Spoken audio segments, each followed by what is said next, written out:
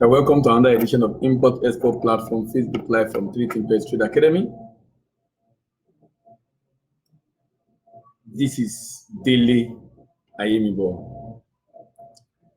We're continuing our conversation on starting and managing export business. And today we are looking at part 44.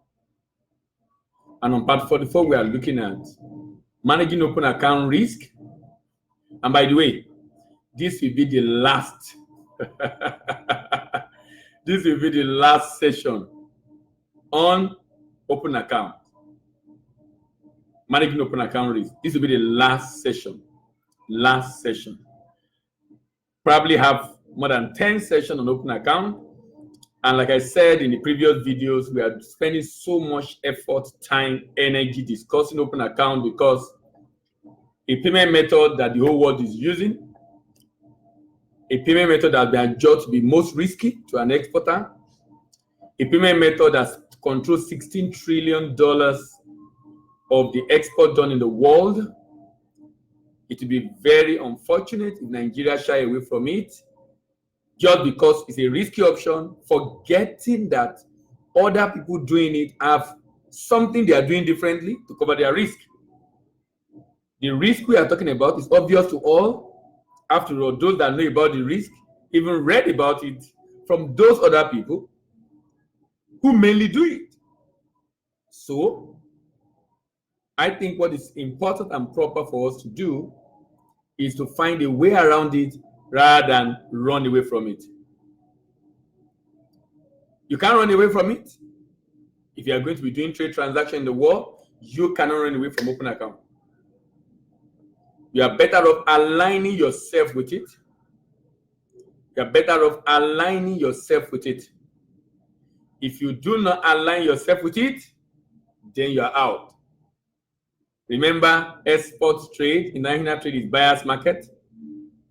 Most of the time, buyer determine eventually what will happen. Because many sellers want to sell and there are competitors that want to sell to your buyer. So it's just a wise thing for you to be flexible enough to accommodate different requests that your buyer might be interested in. So at the end of the day, you can make the sale. Considering the fact that sales is critical for you to be able to keep your business going.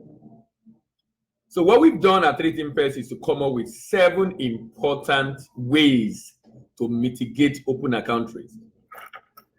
What we've come to get down to doing in 3Timpers is to come up with 7 ways to effectively and efficiently mitigate open account risk.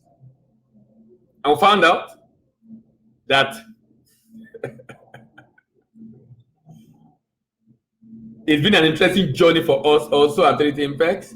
Reason being that we're very excited that we're creating value and providing solutions to one of the major challenges a lot of exporters are facing. The typical exporter is up against cash against document as a method of payment, and he might be forced to take it because he has to sell. But unfortunately, many of them don't have plans, nothing put in place to mitigate that risk. And that's a big challenge. For many of them, nothing put in place to mitigate that risk. That's a big challenge. It's a big challenge because it then leaves them exposed to the risk of not getting paid. So we came up with the 7 options, and we started with bank payment obligations, in which you do your open account, but a bank eventually give guarantee for payment. Buyer's bank giving guarantee to seller's bank for payment. This process is technologically driven. It doesn't involve document. It involves matching of data by a transaction matching application. It's a new payment method, not yet adopted by many countries, but it has solved the problem of open account. Number 2, export credit insurance. That is common and available in Nigeria. Nexim Bank have such products, but they've not been able to deploy it well enough. They're trying to revive it now. But you know other people that have it, that's supposed to have it rather, insurance company in Nigeria. Insurance company in Nigeria need to wake up to the reality of the humongous market available for them in the export space. and supporting export trade finance.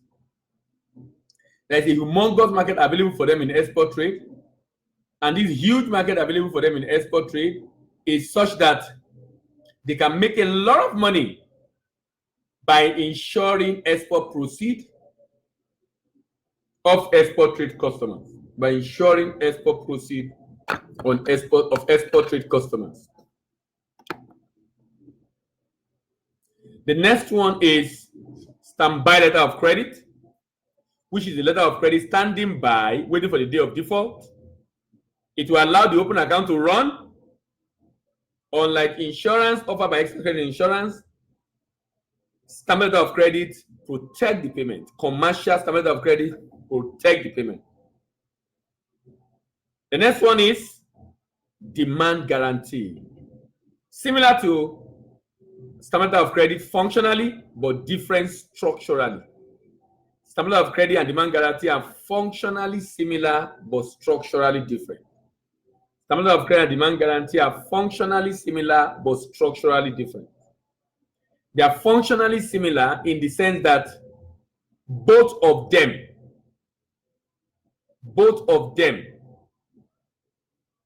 perform the same function of protecting your payment, but both of them differ in the sense that their dynamics of operations are different because they have different rules guiding them. Guarantee is guided by a uniform rule for demand guarantee. Letter of standby letter of credit is guided by the international standby practice. Both of them a document of the International Chamber of Commerce. Then we move on to the second part, where we have sales representative abroad with the higher level of sister company abroad or subsidiary abroad, and with the higher level of sole ownership branch abroad. Sales representative abroad, sole ownership branch, subsidiary abroad, all of them will, one, ensure that buyers are readily available by marketing and selling the goods. They also facilitate the signing of contracts.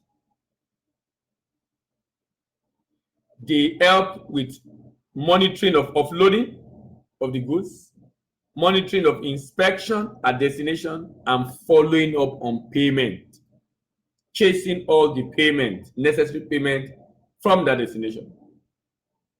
Now,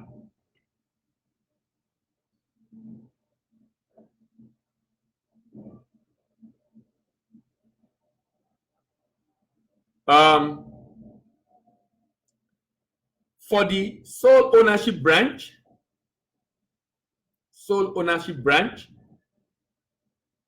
I talked about the fact that exploring that option gives us, make us to do direct method export just like the others. The good is also consigned to the branch office, and any payment method can be deployed. Why? I have my rep at destination. With my rep at destination, any payment method can be deployed. With my rep at destination, any payment method can be deployed. The cost is a lot higher because now I have a company set up. I'm paying salaries, I'm paying taxes, so it has the most cost. Document is sent to the branch office.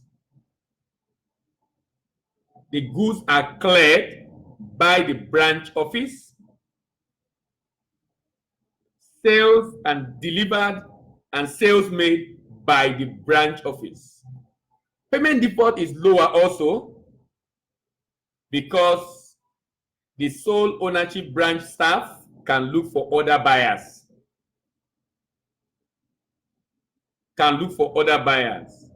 If the guy is not picking up the goods, they can look for other buyers. If the guy, by the guy I mean the buyer, if the buyer is not picking up goods, they can look for other buyers to take up the transaction. So there's nothing to worry about. Why? So your mind is at rest As you're shipping the good, your mind is at rest. The least you want to worry about is the payment, because you have better things to worry about, which is the quality of the goods. Someone is asking a question, what about the situation for partnership? The subsidiary company is the partnership approach. When you have a subsidiary at destination, that's the partnership approach. So you can do it personally, you can do it with a partner, and you can have a presence yourself at the destination. It's either you export personally by yourself, or you work with a proxy at destination. By proxy, I mean the rep, or you form partnership in a subsidiary arrangement, or you establish a presence by virtue of a branch at destination. I'm sure I've been able to answer Mr. Gbenga's question. Thank you very much for your question. All right. So, like I continue, the representative at the destination is the branch office. This branch office do all the marketing and selling of the goods. In fact, the branch office sometimes might maintain a warehouse, so that when the good is clear, it's taken to that warehouse, and from there sales are made. Growth potential is higher. Why? Because the branch office is mandated to get more buyers. It has a target to get more buyer destination. The only thing the branch office is doing is to constantly and regularly source for buyer. The only thing the branch office is doing is to constantly and regularly source for buyer. The only thing the branch office is doing is to constantly and regularly source for buyer. And that is very critical and very important. The only thing that the branch office do is to constantly and regularly source for buyer. Constantly and regularly source for buyer. The staff there are paid to do that job. That's why you have a presence at destination. You know, it's so interesting. I'm just looking for that kind of arrangement when you are doing an export business and you have a presence at destination. Currently, the highest we've gone is rep at destination. Sorry, it's a partnership at destination. And also in some cases, rep at destination. But it's so exciting to see branch office at destination. The least of your worry is payment. The least of your worry is payment. The least of your worry is payment. The most important thing to worry about is getting your product and quality right. And also driving the people, your staff on the field in that country to look for buyer. And that's why anybody you are hiring must be a person in that country that have a paper. I prefer you work with Nigerians in those countries. Reason because I'm in Nigeria, and I believe you hire a patriotic Nigeria, it will not just do the export job for you, marketing for you, just because of what he's being paid for, but because he loves the country and he can see the importance and the value of seeking for buyer for Nigerian product, to be able to have a huge, huge market at destination. This is very important and extremely critical for us, that we ensure that at the end of the day, we are working with a partner, we are working with a branch office, or working with a sales rep that really have the interest of the country at heart. I love Nigeria. We don't have any other country than this. The only thing we can do is for us to help by ourselves to support the country to create the needed job. And I am of the opinion, strongly of the opinion, greatly of the opinion, that we must of necessity export Nigerian products.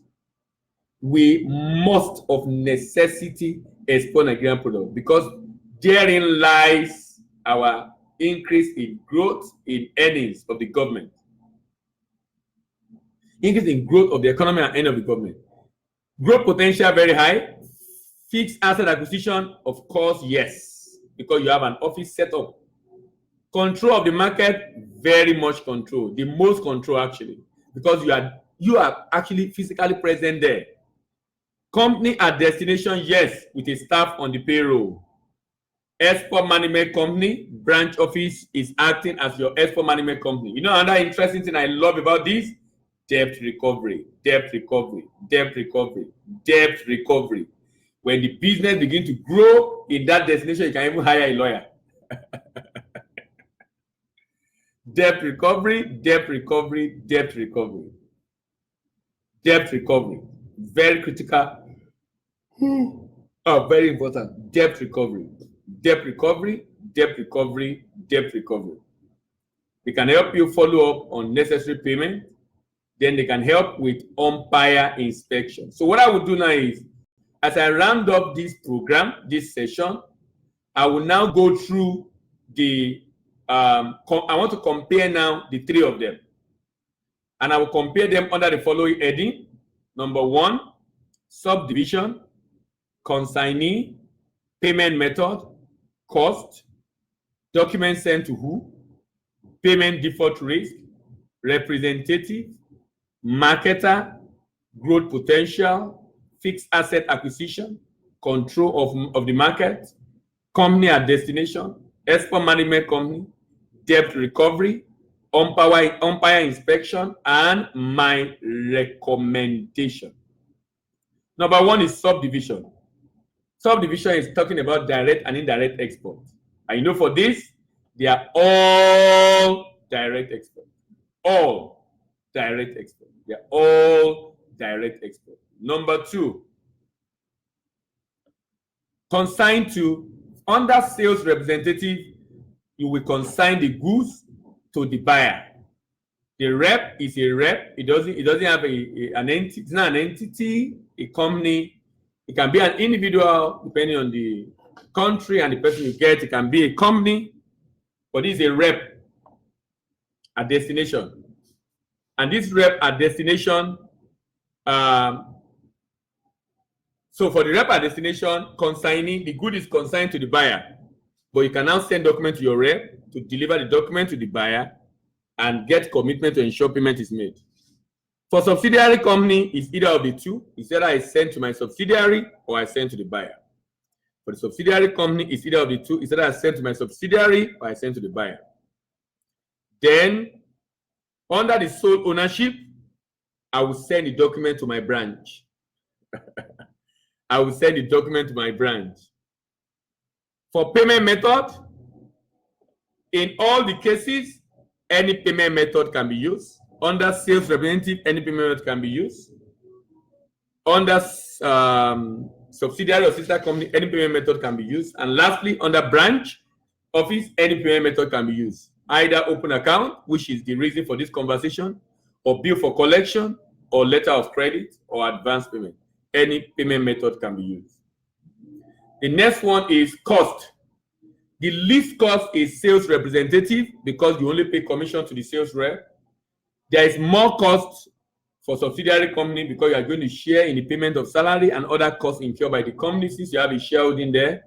And the most cost is in sole ownership because you literally have a branch. So you'll be paying salary and taxes alone, whereas you'll be sharing it in subsidiary company. Then document sent to who? Under sales representative, I send document to my sales representative. Under subsidiary company, I send document to my subsidiary company. And under sole ownership branch, I send the document to my branch office. In payment default risk, in all the three cases, the risk of payment is low. They are all low. All low. Probably a lot lower in branch office and probably subsidiary, more than representative, but they are all low. They are all low. Payment default risk is lower. Representative, the representative under sales representative is the sales representative. The representative in the market under subsidiary company is subsidiary, and the representative under sole ownership branch is the branch. Marketer, sales representative do the marketing under sales representative, subsidiary company do the marketing, and branch office also do the marketing under sole ownership branch. Growth potential is more now because than indirect method in which I'm doing it myself or my country. It's more because it could source, the agent can source for buyer at a fee, but it's most for both sole ownership and subsidiary because they are a mandate for them to look for buyer. So they are being paid to look for buyer. Fixed asset acquisition, no fixed asset acquisition under sales representative. A little cost on that under subsidiary, and most of these incur under sole ownership.